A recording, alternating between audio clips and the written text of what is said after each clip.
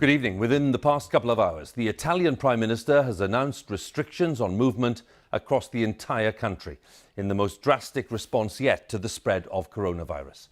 The measures include a ban on all public gatherings and all schools and universities will be closed. Giuseppe Conte said the measures were necessary to defend the most fragile members of the community, and he declared that the best thing for Italians to do was to stay at home. In Italy, the death toll has risen by nearly 100 in the past 24 hours, and there are more than 9,000 confirmed cases of coronavirus. Our correspondent Mark Lowen has the latest now. We join him in Bologna. Hugh, tonight, Italy, a founding member of the EU and one of the world's most visited countries, is facing the most dramatic restrictions it has faced in peacetime. 2 days since much of the north was quarantined, coronavirus cases continue to soar. And so now the restrictions have been extended to cover the whole of the country, covering cities like here in Bologna that thought they'd escaped the worst of it. The virus is outpacing attempts to control it. Bologna was today out of the red zone, no longer. Italy, all of it, is now under the most severe restrictions since the Second World War. Public transport will still run, but the Prime Minister has told people to stay at home, except for urgent need. La decisione giusta oggi. The right decision is to stay home. Our future is in our hands. We must be responsible. There will be no more red zones, no more zones 1 and 2. The entire Italy will be under protection. We will avoid movements across the entire country. Applying for false permits to move around will be a criminal offence. Schools and universities are closed until early April. All sports matches are cancelled. Italy is now a laboratory for how to stop this virus and ease the pressure on doctors like Elena. It's an emergency situation. I may be asked to work in a department where there's more need.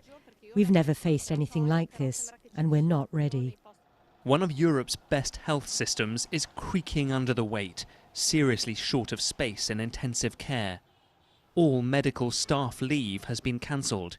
We got through to a doctor in quarantined Milan. It is very difficult to forecast when we will have the breakpoint of the epidemic, the peak of the epidemic. We are near to the collapse in the most organized part of the country. New measures to limit visiting rights caused riots in prisons today. Several inmates escaped. 7 died, a microcosm of the drastic pressure Italy is now under. The virus surging, an economy battered, and now nationwide quarantines. It's a combustible mix. Hugh, it's still unclear how these restrictions will actually be enforced. Over the past couple of days, as we have travelled around the perimeter of the previous restriction zone, we have not seen police checkpoints. Flights have operated in and out of the country. So we wait to see tonight just how much of a shutdown this really is and whether it really can begin to contain the coronavirus outbreak. Mark, many thanks again. Mark Lowen with the very latest there for us in the city of Bologna. Well, stock markets around the world have fallen sharply during the day, with share values marking the worst day since the financial crisis of 2008. Trading was briefly suspended in the United States because of the turbulence there. It followed a drop in oil prices, which compounded the growing economic concerns around coronavirus. Our economics editor, Faisal Islam, has this report. The opening bell at the New York Stock Exchange. The smiles didn't last. Trading having to be halted after just 4 minutes, in which time the Dow Jones index tumbled 7%, or nearly 2,000 points. A market that's full of anxiety about the potential economic global slowdown due to the virus, which I don't even think we've seen yet, and you end up with a perfect storm. That's what we have in there today. It was part of the knock-on effect of the global spread of coronavirus to 100 countries around the world. Global falls started in Asia, spreading to Europe, where Italian markets slumped 11% today.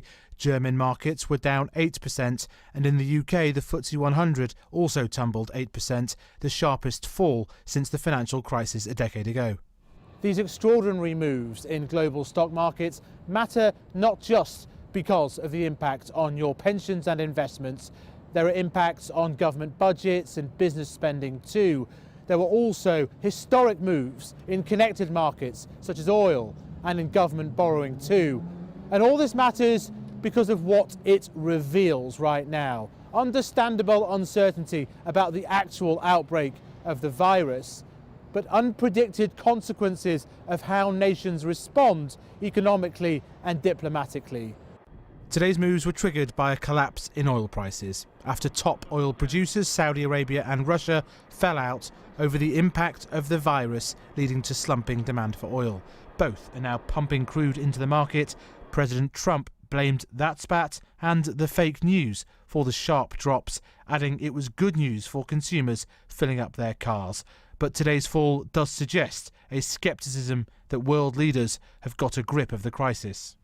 Markets don't have much confidence that governments and central banks are going to be able to support the economy through this coronavirus epidemic.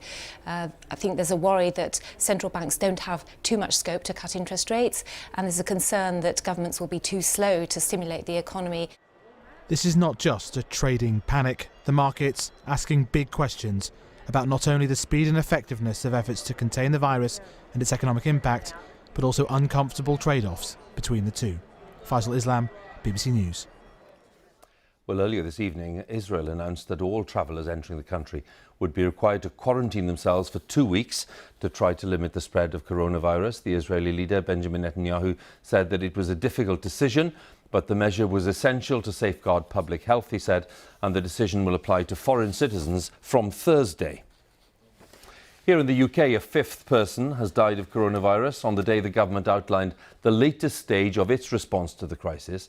The chief medical advisor for England warned that anyone showing even minor signs of respiratory tract infections or a fever will soon be told to isolate themselves for 7 days. It's the next stage of tackling the outbreak, which is set to spread in a significant way within the coming fortnight. As of today, there were 319 confirmed cases in the UK. Almost 25,000 people have been tested so far. Our health editor, Hugh Pym, has the latest. Tonight's message from Downing Street: events may be moving fast, but they're taking their time, working out the right types of intervention to be used to try to stem the tide of the coronavirus. While it's absolutely critical in managing the spread of this virus, that we take the right decisions at the right time based on the latest and best evidence. So we mustn't do things which have no or limited medical benefit, nor things which could turn out actually to be counterproductive. But officials announced one significant change to advice likely in the near future. We are now very close to the time, probably within the next 10 to 14 days, when the modelling would imply we should move to a situation where we say everybody who has even minor respiratory tract infections or a fever should be self-isolating for 7 days afterwards. 2 more patients in the UK have died with the coronavirus, one in their 70s at New Cross Hospital, part of the Royal Wolverhampton Trust, the other an individual at the Epsom and St Helier Trust. Both had underlying health problems. Elsewhere in Europe, Italy faces a huge challenge with the whole country now effectively under quarantine. But other countries have seen a surge in case numbers. In France, there have been more than 1,200 with 19 deaths. There's now a ban on all gatherings of more than 1,000 people. In Germany, case numbers are above 1,100 and 2 have died. The government's also considering stopping large public events. Spain has seen nearly 980 cases and 25 deaths. Madrid's authorities have closed schools and universities for 2 weeks. One expert told me she thought the UK's response, without any such bans or closures, was well judged so far, but the European figures could be a sign of troubled times ahead. These are countries that we would anticipate as being able to contain a virus like this, or at least this kind of spread of infection. So it is concerning that they've struggled to do it, and I think it suggests that once there is the development of ongoing person-to-person transmission within a country, it becomes much harder to stem the tide of this infection. Off the Californian coast, a cruise ship carrying some people who've tested positive for the virus headed for port. The mood of more than 140 British passengers and crew was much improved. They've been told they'll be tested, and if there are no symptoms, will be allowed to board a special flight set to get them back to the UK on Wednesday. Hugh Pym, BBC News. Well, a number of major sporting events have now been postponed because of the virus. France has called off its Six Nations rugby match against Ireland in Paris, and Italy has postponed its game against England in Rome. But most sporting events here in the UK are still going on for now, including one of the highlights of the racing calendar, the Cheltenham Festival, which starts tomorrow. Let's join our sports editor, Dan Rowan, who's there for us. And Dan, what's the latest thinking there? Well, Hugh, 60,000 race fans are expected to come through these gates for the first day of the festival tomorrow, and as many as almost 250,000 across the next 4 days. Cheltenham is on, and that's because the government has made clear today that according to their medical advice, there's still no reason why large-scale sports events should be closed or cancelled. But of course, elsewhere, sport is being badly affected. In the US, a major tennis tournament was cancelled overnight. The third Six Nations match of this season's tournament was today postponed. And across Italy, all sport has been suspended this evening. And of course, inevitably, that has raised questions as to whether it's right here in Britain for sport to continue as normal. Now, today, sports bodies and broadcasters were summoned to a meeting and told to ready themselves for sport to be ordered to go behind closed doors. But I think it's fair to say the government are concerned on two levels. One, that it may cause financial ruin for many sports clubs, especially in the Football League and also in rugby as well. And secondly, that it could be counterproductive if all it does is drive fans to enclosed spaces like pubs where the virus could spread just as bad, if not worse. So this is a very difficult decision, but there's a sense it's coming, and it's not a matter of if, but now when. Dan, many thanks again for the latest there in Cheltenham. Dan Rowan, our sports editor. Well, with me is our health editor, Hugh Pym. We heard from him earlier in the report there. Can we talk about the advice that was given today, Hugh, and the kind of change in advice and the change of tone as well, really? How significant was that? Well, Hugh, potentially significant. Right now, the position is only if you come back from one of the worst affected countries on the list and develop symptoms, do you then self-isolate and contact 111. Now, Chris Whitty, the Chief Medical Advisor, has said within a couple of weeks, it's very probable we'll move to a different set of guidelines for anybody with these symptoms, no matter where they've been, for example, a dry cough, a cold, a temperature, to go and self-isolate. Now, that change, I think, is significant because it's saying that they expect coronavirus cases to carry on rising, seasonal flu to fall away. So you might as well get everyone to self-isolate for 7 days after the first appearance of these symptoms. Tonight, obviously, we've been talking about Italy and the drastic measures announced there by the Prime Minister earlier this evening. Boris Johnson was asked very pointedly earlier today, you know, there are countries taking very, very rigorous measures. Why aren't we? Now, what is the answer they're giving you to that? Well, very dramatic move in Italy. The British government position is, and of course there are far fewer cases here so far, is that different countries will do this in different ways. Right now they're weighing up the social cost of big interventions and the timing. There's no point going too early with bans. You can't then take it off the table if it doesn't work to begin with and you lose public confidence. So they're weighing all that up, but I do sense that we're not that far off from some sort of announcements of interventions to try to stem the growth of this virus. Hugh, once again, thanks very much. Hugh Pym, our health editor there. Well, as the international community struggles to contain the spread of coronavirus, the World Health Organization has praised China for its response, suggesting it offers a model for others to follow. But inside China, there's anger over the way that the authorities have handled the outbreak, with censorship being stepped up, the very approach that experts say helped to accelerate the spread in the first place. Our correspondent, John Sudworth, has more details. In this message, a medic complains about the quality of protective equipment. The video's now been blocked on the Chinese internet. This one's been taken down too, a daughter crying out for her dead mother. Ever since China silenced Dr. Li Wenliang, who tried to warn about the dangers of the virus and later died from it, the censorship has been increasing. The WHO asks these questions. But the World Health Organization insists it's not its place to criticize. We are epidemiologists, not litigators.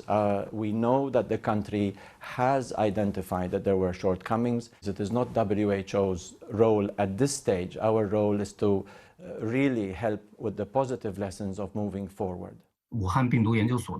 In China, focusing on anything other than the positive can be dangerous.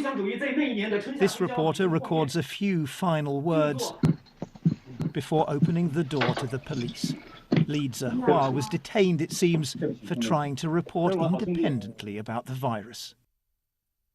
But now efforts are underway to capture and save some of the censored information. China is repeating itself back to what happened like during SARS. One of the anonymous researchers tells me China keeps making the same mistakes.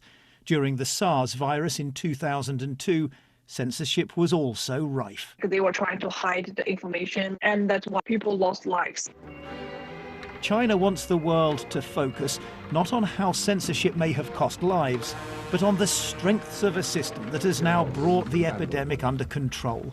And the WHO seems to agree. What do you think of the criticism that China's political and economic clout makes it very difficult for the WHO to criticize? There is a large epidemic happening. We have seen how, through a concerted national effort at the top level of government, has flattened that epidemic and gained the time for other countries to learn those lessons and not to have to face that same issue. Some Chinese citizens are unconvinced that anyone should feel grateful for the efforts of the party. A point being made by the professor in this video.